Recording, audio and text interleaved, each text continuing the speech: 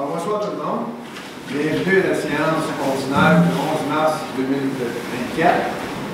Alors, on va donner la parole à M. Clébanier. Bonsoir. Nous, membres du conseil municipal de Sainte-Cécile-Laubert, nous voyageons à agir avec honnêteté et habileté dans le respect des lois qui nous gouvernent et à prendre des décisions en toute responsabilité pour les intérêts des citoyens et des citoyennes de Sainte-Cécile-Laubert, tout en assurant une saine gestion de la municipalité et de son développement. Merci. La séance ayant été ouverte, il est proposé et résolu d'accepter l'ordre du jour que je vous dis comme suit. 1. L'ouverture de la séance ordinaire, j'ai déjà fait. 2. Lecture et adoption de l'ordre du jour. 3. Ajournement de l'Assemblée, parce qu'on a ouvert les enveloppes pour la vente de la route 28. On a ouvert ça tout à l'heure à l'Assemblée du Conseil. Et après ça, il y a une Assemblée publique de consultation. Point 4, c'est l'ouverture de la séance ordinaire du 11 mars 2023. 5. L'adoption des procès-verbaux de la séance ordinaire du 12 février 2024. Il y a de la séance extraordinaire du 19 février 2024. 6. Réponse aux questions laissées en suspens. 7. Première période de questions pour les gens qui doivent quitter. 8. Adoption des comptes payés et impayés. Dépôt de la programmation sur le point 9 pour réviser le programme de réviser. Le programme révisé pour l'obtention d'une subvention dans le cadre du programme de la taxe sur l'essence et la contribution du Québec de 2019 à 2023. On parle de la TEC. Le point 10, transmission à la MRC de Port-Neuf de la liste des immeubles à être vendus pour le non-paiement de taxes. 11, participation financière au service de transport adapté de Port-Neuf en 2024. 12, adjudication de contrat à la compagnie Mécanap pour l'aménagement d'un parc d'eau d'accessibilité universelle. 13, journée internationale contre l'homophobie et la transphobie. 14, adoption du second projet de règlement numéro 287-24, notifiant le règlement zonaire numéro 186-14, visant à revoir plusieurs dispositions réglementaires. 15, avis de motion concernant le règlement 288-24. Point 16, demande au ministère des Transports de la mobilité durable et de l'électrification des transports. On appelle communément la MTQ. D'intervenir à l'intersection de l'enseigne-Pierre, c'est-à-dire la route 354, et durant Saint-Joseph, afin d'améliorer la sécurité des citoyens et des usagers de la route. Le point 17, ajout à la séance ordinaire du 11 mars 2024. 18, correspondance. 19, point d'information. 20, période de questions et requêtes des citoyens. 21, levé de l'Assemblée. Est-ce que le conseiller peut ajouter un point? J'aurais une correction à faire au point 4. C'est oui. le 11 mars 2024. Oui, au lieu de 2023. Entièrement d'accord. Merci. Alors, monsieur Rosier a fait la proposition. Alors, on va ajourner l'Assemblée. On va inviter...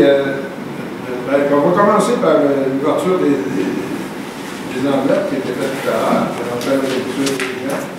Puis, votre écran. Puis, soumis toi. D'abord, les gros enveloppes.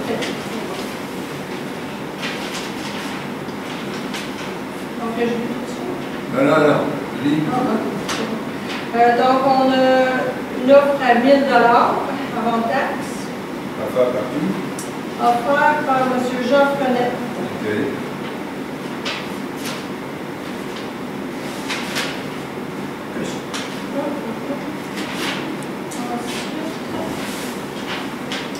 On a une offre à 2 450 $, offerte par M. Guillaume Thibault.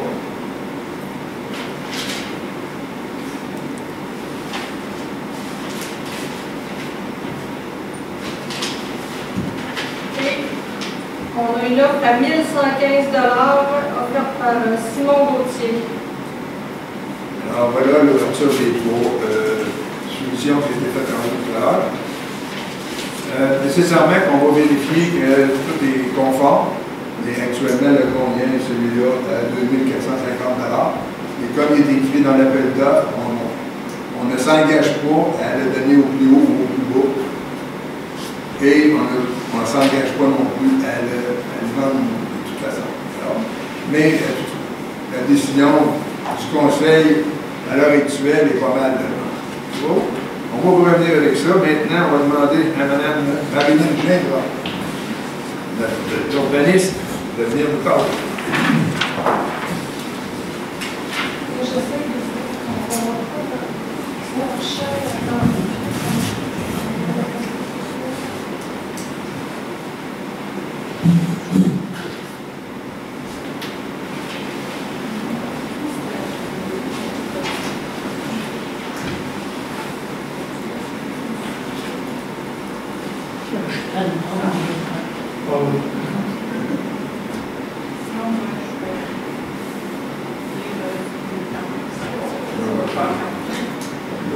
Mais il est quand même.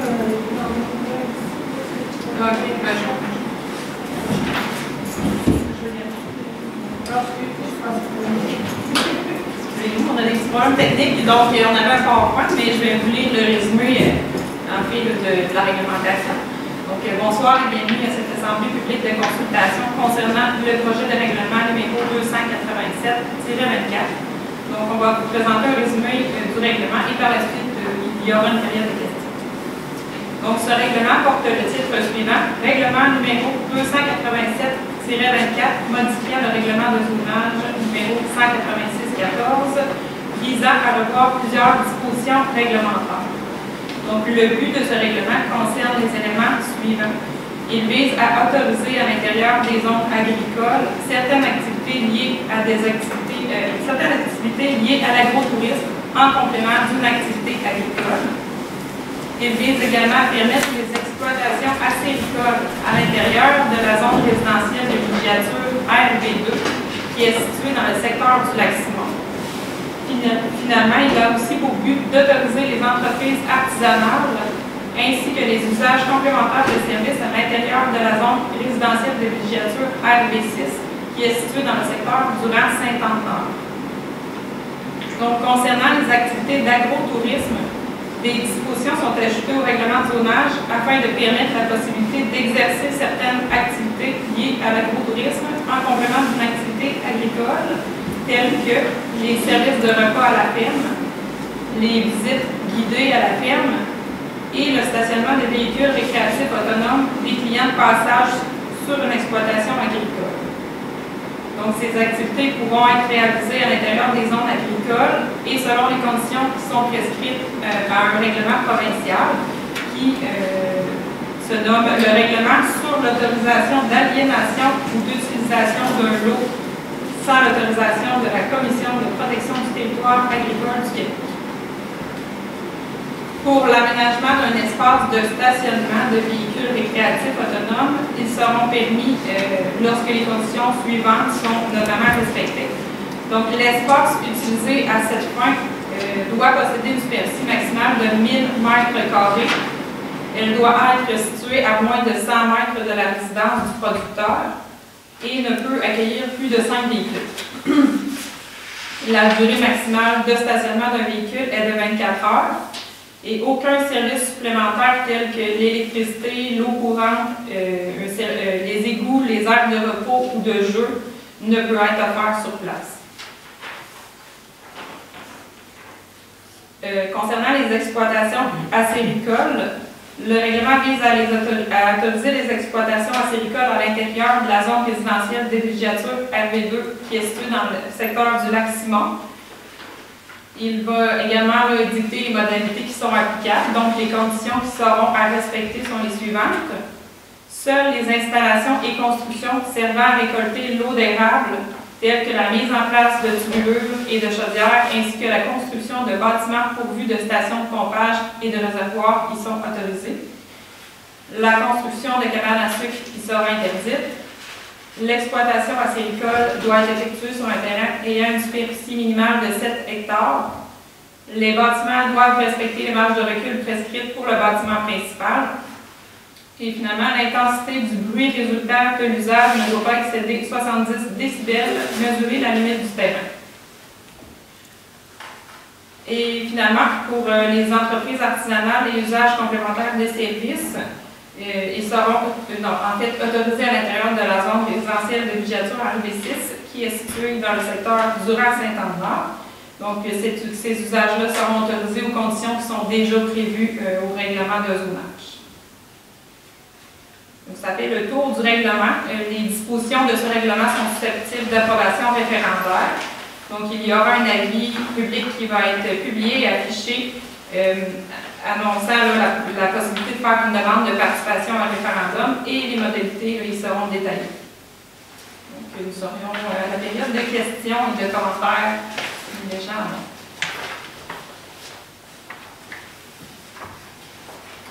Question, merci. Ça fait plaisir.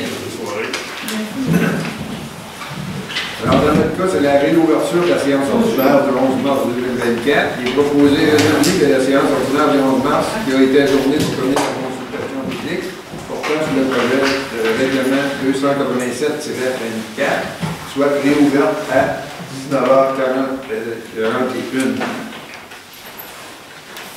Adoption des procès-verbaux de la séance ordinaire du 12 février 2024 et de la séance extraordinaire du 19 février 2024. Considérant que les membres du Conseil ont reçu une copie du procès-verbal de la séance en titre dans les délais requis. Le greffier trésorier est dispensé d'en faire la lecture. Il est donc proposé et résolu d'adopter tel que rédigé les procès-verbaux de la séance ordinaire du 12 février 2024 et de la séance extraordinaire du 19 février 2024. Madame Chéreau. Réponse aux questions laissées en suspens. Il n'y avait aucune question qui a été laissée en suspens lors des réunions précédentes. Première période de questions pour les gens qui doivent quitter. S'il y en a qui doivent quitter, qui veulent poser des questions, c'est le temps. Non. Adoption des comptes payés et à payer est proposé résolu d'autoriser le paiement des comptes selon la liste déposée et datée du 29 février 2024 au montant de 73 291,98 sous et des comptes déjà payés durant le mois de février 2024 au montant de 85 996,67 sous. On fait la proposition. M. Ouellet. Alors, les documents sont en tout temps disponibles sur demande pour consultation. Dépôt de la programmation révisée pour l'obtention d'une subvention dans le cadre du programme de la taxe de l'essence et de la contribution du Québec de 2019 à 2023 concernant la TEC. Attendu que la municipalité de Sainte-Christine d'Auvergne a pris connaissance du guide relatif aux modalités de versement de la contribution gouvernementale dans le cadre du programme de la taxe sur l'essence et de la contribution du Québec, TECQ, pour les années 2019 à 2023. Attendu que la municipalité doit respecter les modalités de ce guide qui s'applique à elle pour recevoir la contribution gouvernementale qui lui a été confirmée dans une lettre de la ministre des Affaires municipales et de l'Habitation. Il est donc proposé et résolu que la municipalité s'engage à respecter les modalités du guide qui s'applique à elle. Que la municipalité s'engage à être la seule responsable et à dégager le gouvernement du Canada et le gouvernement du Québec, de même que leurs ministres, hauts fonctionnaires, employés et mandataires, de toute responsabilité quant aux réclamations, exigences, pertes, dommages et coûts de toutes sortes, ayant comme fondement une blessure infligée à une personne, le décès de celle-ci, les dommages causés à des biens, ou la perte des biens attribuables à un acte délibéré ou négligent, découlant directement ou indirectement des investissements réalisés au moyen de l'aide financière obtenue dans le cadre du programme de la TEC 2019 à 2023. Que la municipalité approuve le contenu et autorise l'envoi au ministère des Affaires municipales et de l'Habitation de la programmation des travaux révisés. On parle de la version numéro 5. Et de tous les autres documents exigés par le ministère en vue de recevoir la contribution gouvernementale qui a été confirmée dans une lettre de la ministre des Affaires municipales et de l'Habitation. Que la municipalité s'engage à atteindre le seuil minimal d'immobilisation qui lui est imposé pour l'ensemble des 5 années du programme. Que la municipalité s'engage à informer le ministère des Affaires municipales et de l'Habitation de toute modification qui sera apportée à la programmation de travaux approuvés par la présente résolution. Que la municipalité atteste par la présente résolution que la programmation des travaux révisés, version numéro 5, comporte des coûts réalisés véridiques et reflète les prévisions de coûts des travaux admissibles. M. Trépanier.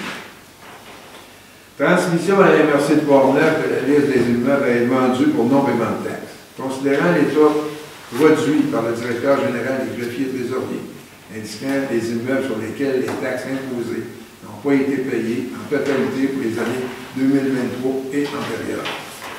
Considérant que le conseil municipal décide de transmettre à la MRC de Portneuf les dossiers aux fins de procéder à la vente des propriétés pour motif de non-paiement de taxes foncières municipales et ou scolaires. Il est proposé et résolu que le conseil municipal mandate le directeur général des greffiers trésoriers, M. Stéphane Génois, conformément aux articles 1022 et suivants du Code municipal, à transmettre à la MRC de Portneuf la liste des immeubles à être vendus pour non-paiement de taxes municipales et ou scolaires. Que le conseil municipal autorise cette personne ainsi que le maire, en vertu de l'article 1038 du Code municipal, à enchérir et acquérir l'un ou des immeubles visés par cette liste de cas échéant. Monsieur Douzier. Participation financière au service de transport adapté de Portneuf pour l'année 2024. Considérant que toute municipalité locale dont le territoire n'est pas desservi par une société de transport en commun, par un autre organisme public de transport en commun, qui assure un service de transport adapté aux personnes handicapées, doit, par résolution, dont copie doit être transmise au ministère des Transports du Québec, contracter avec une personne afin d'assurer aux personnes handicapées l'accès sur le territoire à des moyens de transport adaptés à leurs besoins. On fait référence à l'article 48.39 de la loi sur les transports, LRQ, le chapitre T12. Considérant que les services de transport adaptés de Portneuf est pris en charge par la MRC de Portneuf, et ce depuis le 1er juillet 2011. Considérant que l'administration et les opérations de transport adaptés de Portneuf ont été déléguées à la Corporation de transport régional de Portneuf, qu'on appelle communément le CTRP, selon une entente qui a été adoptée par le Conseil des maires de la MRC de Portneuf, on fait référence à la CR 295-12-2018, lors de la séance régulière du 12 décembre 2018. Il est donc proposé et résolu que la municipalité de Sainte-Christine d'Auvergne confirme l'adoption du plan de transport adapté de la tarification et des prévisions budgétaires 2024. Que la municipalité de Sainte-Christine d'Auvergne confirme sa participation financière annuelle pour 2024 au montant de 1 481 $. Monsieur Répète. Loisirs et développement. Adjudication de contrat de la compagnie Mécanac pour l'aménagement d'un parc d'eau d'accessibilité universelle.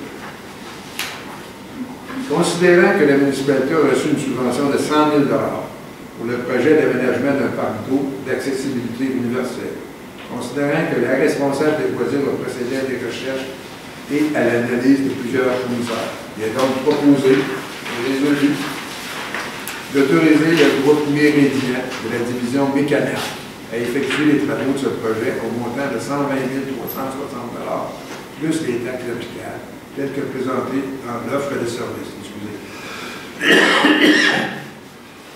D'autoriser Mme Rosalie Perron, trésorière adjointe, à effectuer les paiements de toutes les dépenses relatives à ce projet. Mme Duchesne. Journée internationale contre l'homophobie et la transphobie. Considérant que la Charte québécoise des droits et libertés de la personne reconnaît qu'aucune discrimination ne peut être exercée sur la base de l'orientation sexuelle, de l'identité du genre ou de l'expression de genre. Considérant que le Québec est une société ouverte à toutes et à tous, y compris aux personnes lesbiennes, gays, bisexuelles et trans, on fait référence au LGBTQ+, et à toute autre personne se reconnaissant dans la diversité sexuelle et la pluralité des identités et des expressions de genre. Considérant que malgré les récents efforts pour une meilleure inclusion des personnes LGBT, l'homophobie, la transphobie demeure présente dans la société. Considérant que le 17 mai est la journée internationale contre l'homophobie et la transphobie, que celle-ci est célébrée de fait dans de nombreux pays et qu'elle résulte d'une initiative québécoise portée par la Fondation Émergence dès 2003. Considérant qu'il y a lieu d'appuyer les efforts de la Fondation Émergence dans la tenue de cette journée. Il a donc proposé résolu que la municipalité de Sainte-Christine d'Auvergne pourra attendre le 17 mai journée internationale contre l'homophobie et la transphobie et de souligner cette journée en hissant le drapeau arc-en-ciel devant l'hôtel de ville et de sensibiliser la population sur les réseaux sociaux. Alors, M. Lousier.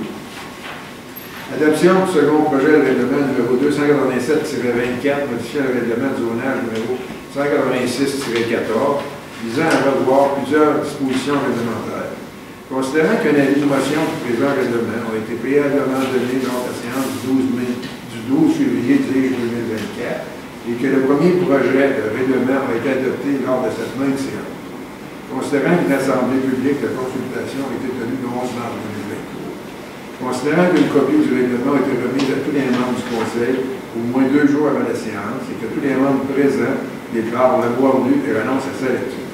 En conséquence, il est proposé et résolu que les membres du Conseil adoptent le second projet de règlement numéro 287-24, modifiant le règlement de zonage numéro 186-14, visant à revoir plusieurs dispositions réglementaires. Alors, on l'a vu, lorsque Marilyn l'a parlé.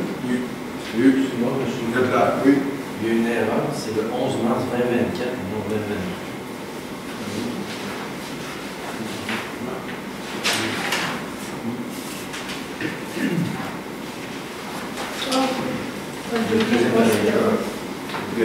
Merci, très gentil. Je viens de vérifier que tout est correct. Avis de motion. Alors, on donne la parole au conseiller du siège numéro 4, M. Ouellet. Et l'émotion est donnée par le conseiller moi-même, Marc Ouellet, à l'effet que lors de la prochaine assemblée de ce conseil, il sera présenté pour adoption du règlement numéro 288-24, modifiant le plan d'urbanisme numéro 182-14, afin d'identifier les parties de territoire sujettes au phénomène d'îlots de chaleur et de prévoir des mesures permettant d'atténuer ce phénomène.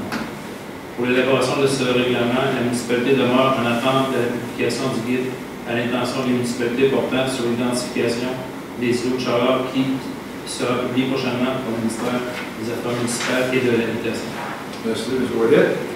Alors maintenant, les travaux publics, la voirie. Devant le ministère des Transports, la mobilité durable et de l'électrification des transports, la MTQ, d'intervenir à l'intersection de Jean Saint-Pierre, référence à la route 354, et durant Saint-Joseph, afin d'améliorer la sécurité des citoyens et usagers de la route. Considérant que la rue Saint-Pierre, route 354, située sur le territoire de la municipalité Sainte-Christine-Beauvais, est sous juridiction provinciale. Considérant qu'un accident est survenu le 21 novembre 2023 à l'intersection de Jean Saint-Pierre, route 354, et durant Saint-Joseph, dans lequel une voiture en provenance de Saint-Raymond a percuté la résidence ici, au 276 Jean Saint-Pierre. Considérant que le propriétaire de la résidence a adressé une demande de la municipalité d'intervenir auprès du MTQ pour que des améliorations soient faites à cette intersection, afin d'améliorer la sécurité des citoyens et des usagers de la route. Considérant que malgré la réduction de la vitesse maximale de 90 à 70 km/h en 2017, les sorties de route fréquentes se produisent à cet endroit, compte tenu de la courbe prononcée et de la vitesse excessive des usagers. Considérant qu'il n'y a aucun panneau de signalisation annonçant la réduction de vitesse de 90 km/h à 70 km/h pour les automobilistes en provenance de Saint-Raymond. Considérant qu'il est très difficile de sortir de Saint-Joseph dû à la courbe de la route 354 et de la vitesse des usagers. Il est donc proposé et appuyé que les membres du Conseil du ministère des Transports, de la mobilité durable et de l'électrification des transports, d'installer un panneau de signalisation annonçant la réduction de vitesse de 90 à 70 km/h pour les gens qui sont en provenance de Saint-Raymond. D'installer un feu clignotant à l'intersection de Saint-Pierre, 354, et durant Saint-Joseph. D'installer un garde-fou devant la propriété ici au 276 Saint-Pierre. D'autoriser la municipalité à installer un radar pédagogique afin d'inciter les automobilistes à respecter la limite de vitesse. Que cette résolution soit transmise au ministère des Transports et de la mobilité durable et de l'électrification des transports. M. Ouellet, a fait la proposition. Ajout à la séance ordinaire du 11 mars. Aucun ajout n'a été fait à la séance ordinaire du 11 mars. Bordereau de correspondance, on n'a pas eu de correspondance. Alors, Comité de la voirie, on va donner la parole à M. Pocket qui est absent. Mais est-ce que quelqu'un qui fait partie de la même équipe qui va nous parler de la voirie? Je vois la feuille. Il n'y a pas de point de voirie. Comité des ressources humaines de M. Leclerc. Merci. Nous souhaitons la bienvenue à notre nouveau directeur général des greffiers et trésoriers, M. Stéphane Jean. Voilà, M. Génois. Merci. Bonsoir. Merci. Comité d'embellissement, Mme Chêneau. Aucun sujet. Merci. Comité des loisirs, M. Trépanier. Oui, le sentier de raquette, les glissades et la patinoire sont fermés pour le reste de la saison. Sentier pédestre qui demeure ouvert, mais les conditions sont très changeantes. Avec la fonte des neiges et le gel le matin. Donc, on suggère le port de raquette ou bien de crampons. Vous avez des crampons à porter. La programmation des loisirs pour la session du printemps est déjà en ligne. 3 cours sont à faire. Le cardio hit, le step et le spinning. On rappelle aussi aux citoyens qui ont pointé ou loué des patins, casques ou raquettes de les rapporter à la municipalité durant le mois de mars. Et les inscriptions au camp de jour estival commenceront dès le 3 avril. Les informations se retrouveront sur le site web de l'Université. OK. Alors, on donne la parole maintenant à M. Lausier. Oui, merci. Au niveau du développement, il y a une coupure de courant qui est prévue le 28 mars à l'hôtel de ville, le temps d'effectuer quelques travaux. En fait, je pense que c'est pour le branchement d'une génératrice qu'on va avoir très bientôt. En cas d'urgence, donc la municipalité ici sera pourvue d'une génératrice. Donc l'hôtel de ville sera ouvert aux mêmes heures jusqu'à l'habitude, mais la ligne téléphonique ne sera pas disponible. Les bureaux municipaux seront fermés vendredi le 29 mars, ainsi que lundi le 1er avril pour le congé de Pâques. Puis une campagne de test d'eau sortira dans les prochaines semaines. Surveiller les cours d'Auvergne et les réseaux sociaux pour le plus ample détail. Mme Chêneau. Oui, merci. Alors, le comité de suivi de la politique familiale doit se réunir sous peu, d'ici la fin mars ou début avril, parce que notre politique tire à sa fin. Le plan d'action étant terminé, nous devons réaliser un nouveau plan d'action pour les 3 prochaines années. Donc, le comité en place doit se pencher sur le sujet et présenter aux membres du conseil la nouvelle couture, ce qui va être ajouté ou retiré. Et de ce fait, ça serait plaisant qu'on ait de la jeunesse qui se joigne aussi au comité politique famille et aînés. Alors, c'est un appel pour les jeunes qui veulent s'impliquer. Ensuite, il y a la FADOC qui a sa cabane à sucre. Vous avez jusqu'au 13 mars pour confirmer votre place. Vous désirez y assister, donc c'est vendredi le 22 mars. Ensuite de ça, il y a l'association des proches aidants qu'on a qui, via des subventions, organise des ateliers culinaires. Et Sainte-Christine d'Auvergne reçoit aux 6 semaines, fait des ateliers culinaires ici dans la cuisine. La prochaine activité est le 26 mars prochain. Cette activité-là est pour les personnes, les proches aidants en premier lieu, les personnes vivant seules. Ça se veut être une activité aussi là, pour briser l'isolement. Alors, ceux et celles qui veulent participer, les informations seront également sur le site pour pouvoir s'inscrire. Et je vous rappelle aussi qu'on a des travailleurs de milieu, Jessie Fortin et Vincent Hardy, qui œuvrent sur le territoire de Courneuf. Ces ressources-là, dans le fond, encouragent les aînés à prendre des décisions qui vont améliorer leur bien-être, qui vont leur permettre de rester chez eux plus longtemps et les guider vers les ressources locales pour le faire. Contribue également à briser l'isolement et à renforcer la confiance en soi. Donc, je donne des exemples très brefs de ce qu'ils peuvent faire. À la réception d'un formulaire, vous ne savez pas quoi faire avec.